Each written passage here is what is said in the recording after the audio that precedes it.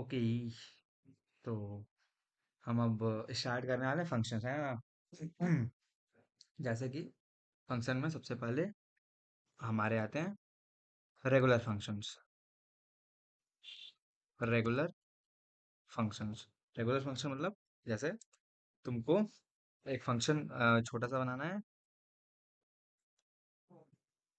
जो कि क्या करे, ऐड नंबर्स, कोई दो नंबर मैं दूं उसको एज अ आर्ग्यूमेंट और वो उन दोनों को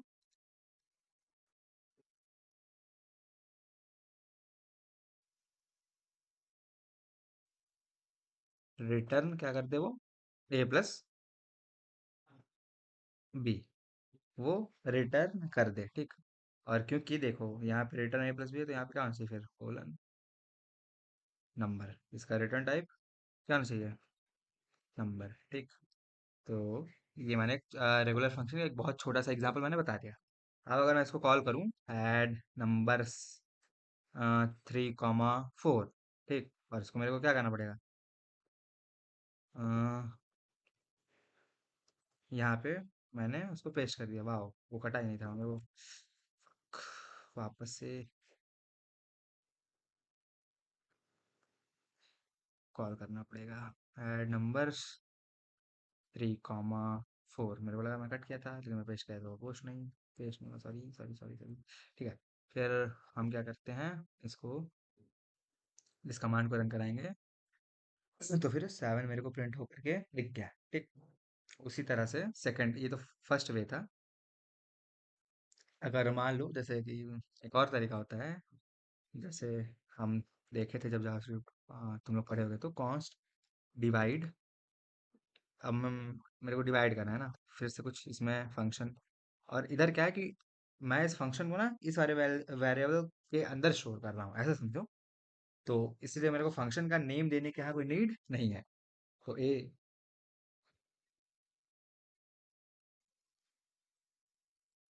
नंबर कोलन बी नंबर, और सॉरी सॉरी सॉरी, उसके बाद ये रिटर्न क्या करेगा, एक नंबर, और मेरे को करवाना क्या है, रिटर्न ए बी। तो ये मेरा फंक्शन हो गया बेसिक, कौन सा, डिवाइड वाला फंक्शन है ना,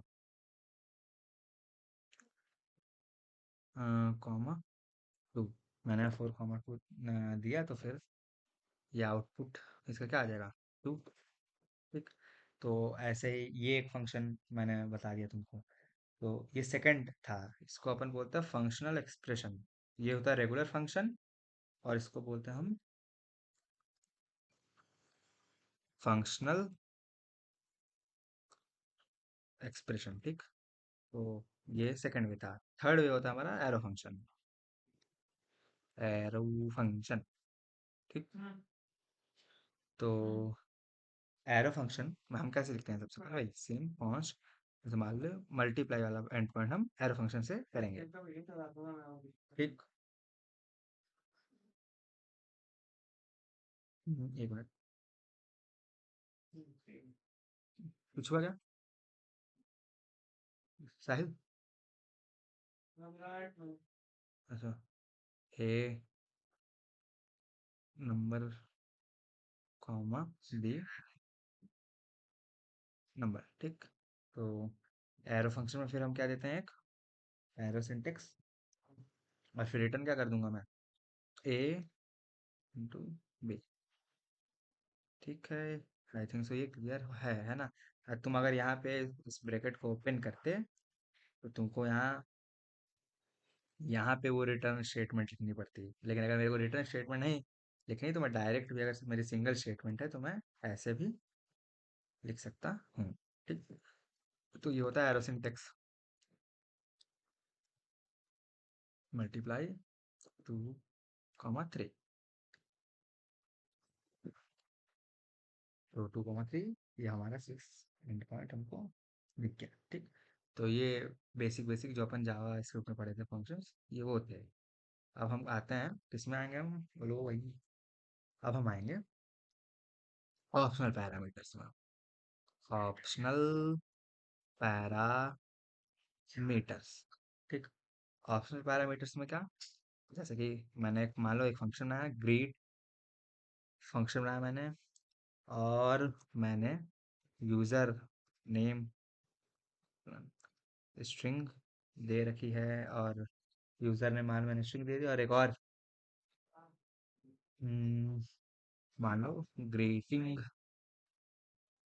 एक और पैरामीटर आर्गुमेंट मैंने दे रखा क्या, ग्रीटिंग, ये भी क्या है, स्ट्रिंग, ठीक।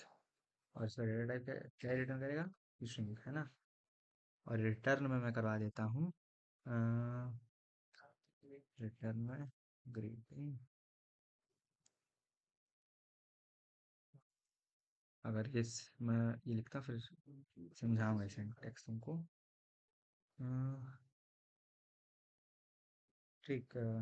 ग्रीटिंग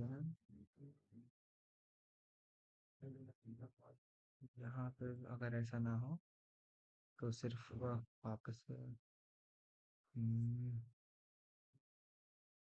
हम्म, ऐसे ही लिख देता हूँ, चलिए। एक मिनट, बैक से बाहर आ गए, एक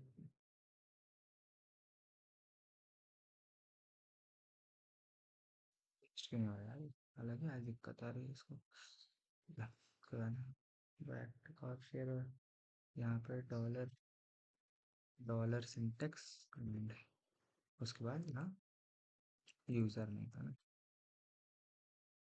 यूज़र नहीं, ठीक है। ये एरर कहाँ गई इधर, लेट मी सी, यूज़र नहीं। तो फिर मैंने क्या किया, मैं समझाता हूँ अब, देखो। सबसे पहले मैं एक फंक्शन बनाया, ग्रीट फंक्शन, ठीक। उसके अंदर दो चीज़ें एज आ आर्गुमेंट आएंगी, मैं नीचे पैरामीटर पास करूँगा, यहाँ पे वो क्या आएंगे, एज आ आर्गुमेंट आएंगे।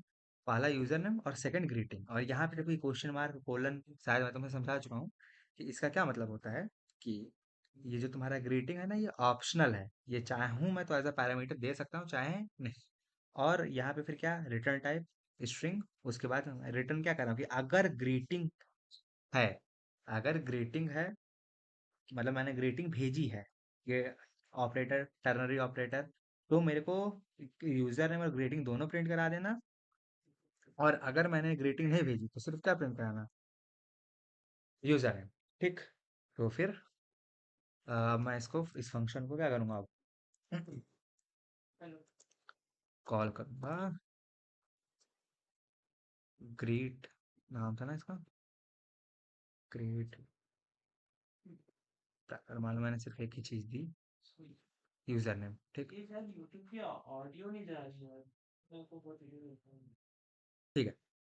तो फिर यहाँ पे मैंने यूजर ने पास कर दिया, ठीक। अब मैं एंटर, सॉरी, तो यहाँ पे प्रखर प्रिंट हो गया। तो ये होता है अपना ऑप्शनल पैरामीटर, कि हम एक फंक्शन में कई सारे ऑप्शनल पैरामीटर दे सकते हैं, जैसे कि यहाँ पे ग्रीटिंग क्या था, क्वेश्चन मार्क मैंने लगा दिया, जैसे अब तक हम इंटरफेस और टाइप में देखे थे, तो यहाँ पे ये क्या था, एक ऑप्शनल पैरामीटर था, ठीक। सेकंड होता है ऑप्शनल पैरामीटर के साथ साथ डिफॉल्ट पैरामीटर, अब देखते हैं, ठीक, ओके।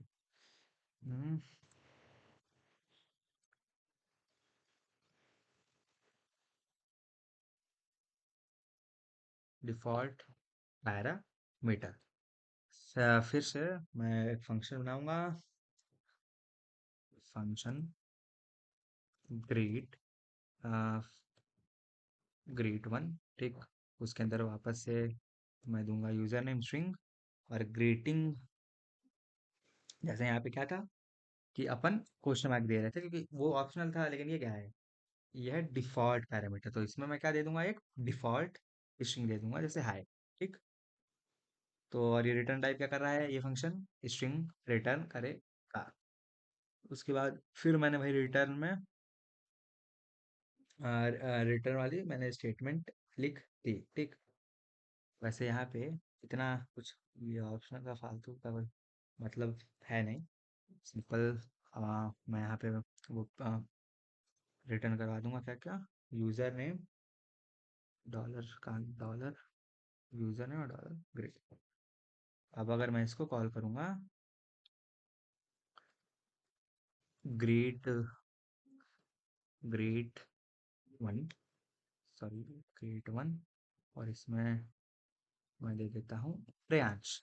तो अगर अब मैंने इसमें ग्रेट वन और रेयांश मैंने दे दिया है, और अब मैं इसको रन करूंगा, तो फिर वाओ, रेयांश ही। ठीक, यहाँ स्पेस दे देना था मेरे को। क्या, ठीक है। आई थिंक सो तुमको समझ में आ गया होगा डिफॉल्ट पैरामीटर से मेरा क्या मतलब था। ठीक, तो हम डिफॉल्ट पैरामीटर भी समझ गए टाइप स्क्रिप्ट में। अब हम क्या समझेंगे, सबसे पहले मेरे को कमेंट कर लेने दो।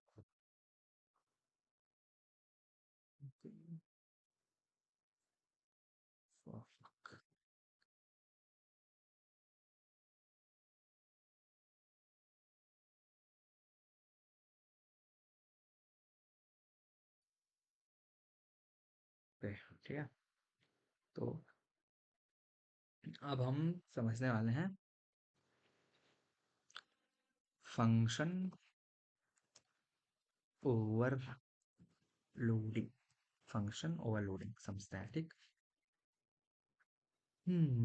जैसे कि मैंने एक फंक्शन बनाया, लेंथ लेंथ फंक्शन मैंने एक बनाया, ठीक। और इस लेंथ फंक्शन में एक वैल्यू आएगी। क्या आएगी? वैल्यू, जो कि मान लेते हैं शुरुआत में वो स्ट्रिंग होगी। क्या होगी वो? स्ट्रिंग। और वो रिटर्न क्या कर रहा है? एक नंबर, ठीक। तो अ, ये क्या, ये क्यों ऐसा एरर क्यों दिखा रहा है? गेट लेंथ मैं कुछ तो इधर दिक्कत है, लेकिन है क्या दिक्कत समझ नहीं आ रही। गेट लेंथ एरर दिखा क्यों रहा है? नहीं से आएगा दिक्कत। क्या एरर, क्या है क्या? Function missing declaration. ओके, समझा। ठीक, मैं बताता हूँ। तो इसको अपन ये करते हैं। अब सिंपल इसी फंक्शन को मैं control C, control V, control V, मान लो इस बार मैं एक एरे दूंगा जिसका डेटा टाइप एनी होगा, ठीक। ये एरे और ये रिटर्न नंबर कर रहा है। और ये मान लो ये वैल्यू होगी इसकी एनी,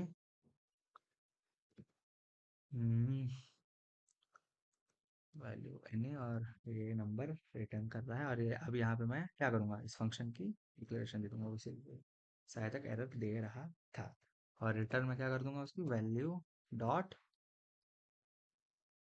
लेंथ, ठीक। तो देखो यहाँ पे मैंने क्या किया, सेम नेम के मैंने फंक्शन बनाया, get length one, get length one और गेट लेंथ वन, ठीक। यहाँ पे जो पैरामीटर आर्गुमेंट दे रहा था, वो मैं अगर स्ट्रिंग दूंगा, और मतलब स्ट्रिंग दे सकता हूँ। और यहाँ पे क्या, एक एरे दिया जिसका डेटा टाइप क्या है, एनी, और या फिर कोई भी है, एनी दे दिया। तो होगा क्या इससे कि वो रिटर्न क्या करेगा, वैल्यू डॉट लेंथ। जैसे देखते जाओ वो कैसे काम कर रहा है। लॉग, उसके बाद गेट लेंथ वन, मैं इसमें सबसे पहले क्या प्रोवाइड किया, हेलो, हेलो, मैंने हेलो दे दिया। वापस से get length one, hello word नहीं, इस बार मैं क्या दूंगा, सेकंड वाला मेरा क्या था, एक एरे था। तो 1, 2, 3, 1, 2, 3 मैंने दे दिया। तो आई थिंक सो अगर अब मैं इसको प्रिंट कराऊँ, टर्मिनल एंड, तो देखो 5 और हेलो की लेंथ 5 और इसकी 3। तो काइंड ऑफ उसको ऐसा लगता है कि समझ में आ गया होगा, ठीक, कि get length one, string get length, फिर वैल्यू इसकी एक एरे थी तो मैंने यहाँ एक एरे दी। और फिर बाद में क्या किया, इसका इम्प्लीमेंटेशन मैंने दे दिया। बेसिकली अलग अलग अपन यहाँ एज आर्गुमेंट दे रहे हैं ना, यही होता है ना फंक्शन ओवरलोडिंग, अगर याद हो तो। तो फिर एनी और फिर एनी अलग अलग टाइप मैंने दिए, तो मैंने उसको प्रिंट करवा दिया। तो ये होता है फंक्शन ओवरलोडिंग। इसका भी यूज केस कभी कभी आएगा रियल लाइफ में, तो देख लेना उसमें, ठीक। हम्म तो अब हम आते हैं किस पे, रेस्ट पैरामीटर्स पे, ठीक। Rest parameters. अब हम आते हैं रेस्ट पैरामीटर पे। तो यहाँ पे मान लो एक फंक्शन है, क्या है, एक फंक्शन। और ये फंक्शन समय, ठीक। Spread operator I think so तुमको पता होगा कि ये क्या करता है। नहीं पता तो फिर मैं थोड़ा सा अभी रिवाइज करवा दूंगा। खैर पता होना चाहिए क्योंकि तुम जावास्क्रिप्ट पढ़ रखे हो। और इसका डेटा टाइप मान लो नंबर एरे, ठीक। और फिर रिटर्न मैं करा देता हूँ नंबर डॉट रिड्यूस, ठीक है। आई थिंक सो यहाँ कोई दिक्कत आनी चाहिए नहीं। नंबर डॉट रिड्यूस, ये क्या है भाई, ये क्या कर दिया इसने। रुको एक मिनट जरा, ये आई थोड़ा सा कुछ तो भूल ना किया ना। वो जो मैं नंबर्स पास किया ना, नंबर्स डॉट रिड्यूस मेथड में लगा रहा हूँ, तो इसमें रिड्यूस में दो चीज़ें होती हैं। एक होता है टोटल और एक होता है तुम्हारा नम। टोटल मतलब कि ये तो टोटल करेगा और ये तुम्हारी करंट वैल्यू हो गया है ना। मैं बताऊंगा, बताता हूँ एकदम, फिर समझाता हूँ, पहले फिर बताता हूँ, है ना। फिर is equal to total plus num comma zero. हाँ हट गया ना सारी जगह zero। देखो होता क्या है ना कि मेरे को पूरा ही कर लेने दो, पहले अपन पूरा करते हैं फिर देखते हैं। लॉग, ठीक। अब यहाँ पे मैंने सम में दे दिया कुछ कुछ, लॉग सम, और फिर 1 कॉमा 2 कॉमा कुछ भी मैं दे देता हूँ। जैसे मैंने ये सब चीज़ें दे दी है ना। तो स्प्रेड ऑपरेटर क्या करता है सबसे पहले ये समझो, ठीक। सबसे पहले हम क्या समझेंगे कि जो हमारा स्प्रेड ऑपरेटर वो क्या करता है। जैसे कि अब देखो, इस फंक्शन में मैं कई सारे पैरामीटर्स दे रहा हूँ। तो एक तरीका ये है कि यहाँ पे अगर मैं इस स्प्रेड ऑपरेटर का यूज़ नहीं कर रहा तो मेरे को क्या लिखना पड़ता। num1 इसके लिए, कॉमा num2 इसके लिए, num3 num4। तो मेरे को पूरा का पूरा यहाँ तक नम लिखना पड़ता ना। जब मैं क्या बोल रहा हूँ कि मेरे को अगर मैं स्प्रेड ऑपरेटर का यूज़ नहीं करता इधर, तो मेरे को क्या लिखना पड़ता। मेरे को ऐसा कुछ लिखना पड़ता कि जैसे एक पैरामीटर num1 जो 1 है, वो किस टाइप का, नंबर, ठीक। फिर कॉमा देता, फिर num2, और फिर वो किस टाइप का, वापस से नंबर। तो जितने भी मैं यहाँ पे दे रहा हूँ ऐसे ऐसे मेरे को यहाँ पे पूरा लिखना पड़ता है। लेकिन स्प्रेड ऑपरेटर के केस में नहीं लिखा, क्यों? क्योंकि इसने क्या किया कि जो भी मैं आर्ग्यूमेंट दे रहा हूँ उसको स्प्रेड कर दिया। जैसे स्प्रेड ऑपरेटर, जैसे ग्लास अपन पकड़ते हैं टूट के पूरा फैल जाता है। तो उसी तरह से जब मैं सम फंक्शन के अंदर ये सब डाला मैंने, तो ये पूरा डाला, ये फैल गया पूरा, है ना। अब क्या है कि अब मेरे को अलग से वो num1 कॉमा num2 देने की नीड नहीं पड़ी। तो सबसे पहले तो ये समझ में आएगा स्प्रेड ऑपरेटर क्या करता है कि इन सब की वैल्यूज इसमें आ जाती हैं, ठीक। अब डॉट रिड्यूस मेथड क्या करता है, ठीक। रिड्यूस एक सबसे पहले एक फंक्शन लेता है, कॉल बैक फंक्शन। उसमें एक होता है टोटल और एक होता है नम, ठीक। टोटल नम अपन देते हैं, टोटल का सम करते हैं, कॉमा जीरो। ये क्या है, ये इनिशियल वैल्यू है किसकी, नम की। तुम ऐसा समझो कि जैसे पहले यहाँ पे 1 आएगा ना, तो ये क्या होगा, 1 + 0, ठीक। तो स्टोर हो गया 1।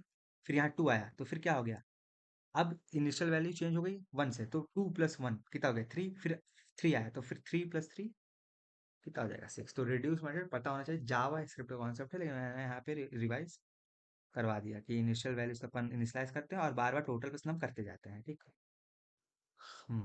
तो एक काम करो, कुछ ज़्यादा ही मैं ऐसा ले लिया ना कि इसका सम करने में कितना हो गया ये, 119, 24, 7 और 30, ठीक है। मिनट देखते हैं, मेरी कैलकुलेशन पे डाउट है मेरे को। 130 सही है ना। तो आई थिंक ये समझ में आ गया होगा कि ये रेस्ट ऑपरेटर क्या कर रहा है। ओके ठीक है।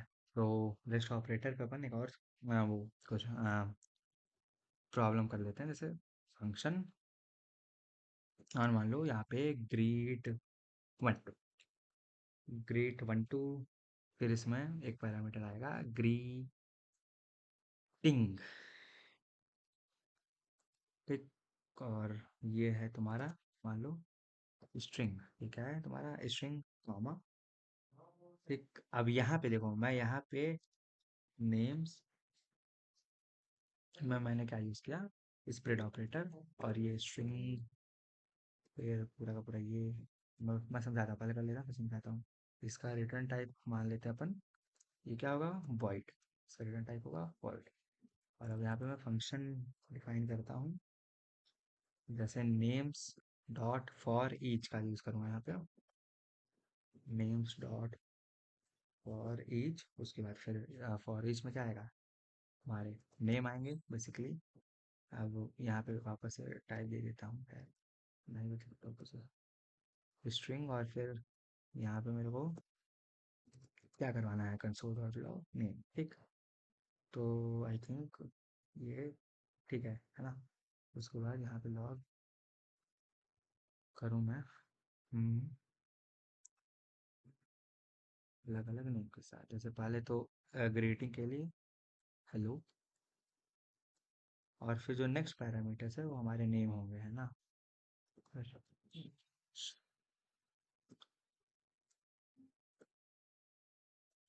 खैर,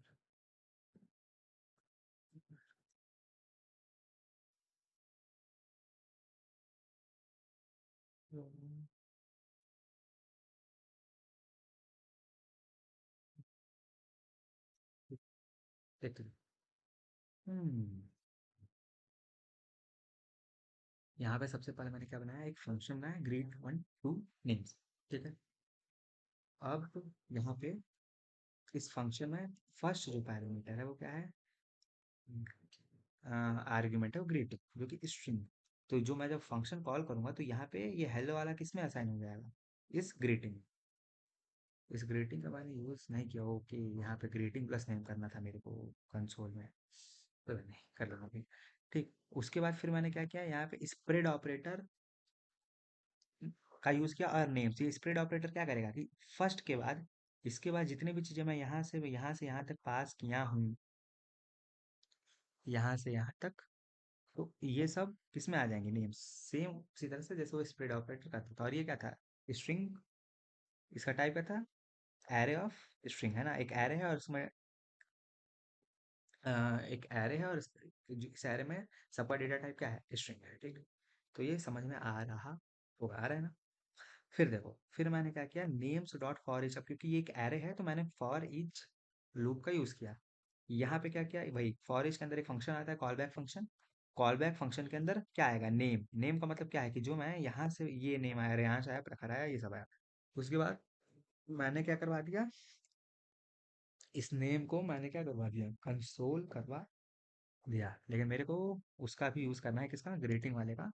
तो उसके लिए मैं बैकटिक सिंटेक्स का यूज करूंगा, फिर अपना डॉलर ग्रीटिंग, ठीक, और फिर कॉमा दे करके डॉलर, और क्या, हनी, ठीक। तो फिर मैंने इसका यूज किया, फिर कंसोल डॉट लॉग में मैंने ये कराया। ऊपर वाले को मैं क्या कर दूंगा, सॉरी, इसको मैं कमेंट कर देता हूँ, इसको डिबगिंग नहीं करनी।